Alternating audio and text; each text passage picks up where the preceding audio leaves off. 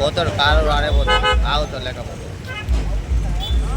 ఈరోజు సిపిఐయు వరంగల్ నగర కమిటీ ఆధ్వర్యంలో అసంపూర్తిగా మిగిలి ఉన్నటువంటి వరంగల్ బస్టాండ్ నిర్మాణ పనులని పార్టీ ప్రతినిధి బృందం పరిశీలించడం జరిగింది.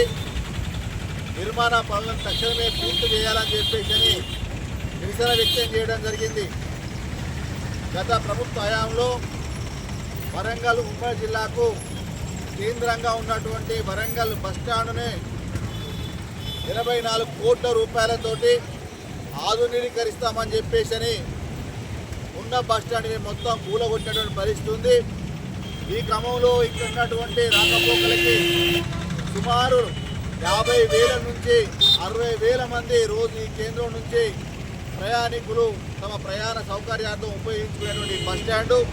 ఈ బస్టాండ్ను కూలగొట్టి 3 సంవత్సరాలు పూర్తిగా వస్తూ ఉన్నది. అయినప్పటికీ ఇంతవరకు పూర్తి చేసినటువంటి అధిగతి లేదు. కూలగొట్టినటువంటి ఈ బస్టాండు ప్రస్తుత ప్రభుత్వం వచ్చి 20 నెలలు గడుస్తున్నప్పటికీ కనీసం కట్టడి మట్టి కూడా తీసినటువంటి పరిస్థితి లేదు.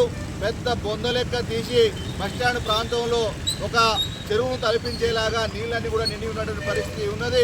ఇక్కడ బస్టాండ్ తాత్కాలిక బస్టాండ్ ఏర్పాటు చేసినప్పటికీ అక్కడ కనీస వసతులు లేక ప్రయాణికులంతా కూడా అనేక ఇబ్బందులు కష్టాలు పడుతున్నటువంటి పరిస్థితి ఉంటా ఉన్నది.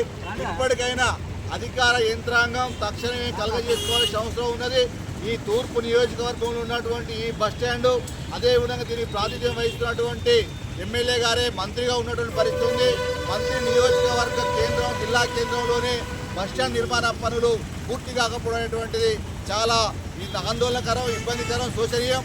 ఇప్పటికైనా మంత్రిగా ఉన్నటువంటి కొండ సురేఖ గారు తక్షణమే ఈ నియోజకవర్గ కేంద్రం, ఉమ్మడి జిల్లా కేంద్రం, వరంగల్ జిల్లా కేంద్రమైనటువంటి బస్టాండ్ నిర్మాణ పనులని తక్షణమే పూర్తయ్యే విధంగా, ప్రజలకి ప్రయాణానికి సౌకర్యంగా ఉండే విధంగా చర్యలు చేపట్టాలని చెప్పేసి ఎంపీపీ పార్టీగా డిమాండ్ చేస్తూ ఉన్నాం. లేకపోతే మంత్రి గారికి కానీ ఈ ప్రభుత్వానికి కానీ ప్రయాణికుల మీద, ప్రయాణికుల సౌకర్యం మీద చిత్తశుద్ధి లేదని చెప్పేసి అనుకోవాల్సి వస్తుంది.